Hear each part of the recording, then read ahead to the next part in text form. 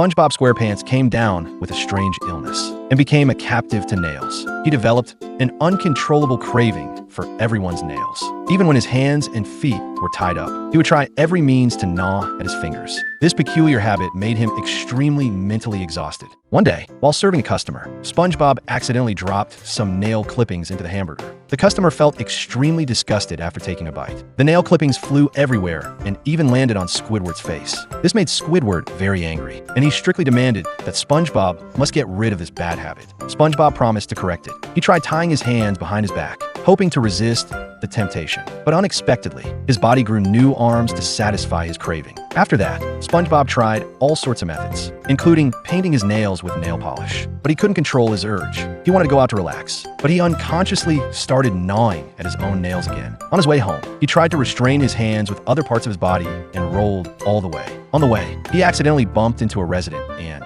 out of control, began to gnaw at the other person's fingers. Mrs. Puff, who had just had a manicure, wasn't spared either. She was very angry after being gnawed at by SpongeBob. SpongeBob, who had been kicked out of the nail salon, met Patrick after learning about his friend's plight. Patrick came up with an idea. He took SpongeBob to the glove world, hoping that the environment there could distract him. However, when SpongeBob saw the balloons that looked like finger gloves, he lost control again. He climbed up the balloons and started gnawing at them. SpongeBob's condition got worse and worse, so Patrick had no choice but to call Sandy for help. When Sandy arrived, she tied SpongeBob's hands and feet tightly and took turns keeping watch over him. But when Sandy dozed off, SpongeBob broke free from the restraints and gnawed her nails. In desperation, they had to go to a legendary healer. The healer decided to use hypnotherapy to delve deep into the root cause of SpongeBob's nail-biting habit. Under hypnosis, SpongeBob began to exhibit Squidward's characteristics. Eventually, it was discovered that his strange habit stemmed from a deep-seated desire to imitate Squidward in his heart. Finally, the healer snapped his fingers and made SpongeBob return to normal. Just when everyone thought the problem was solved, the healer's beautiful nails triggered the recurrence of SpongeBob's old problem.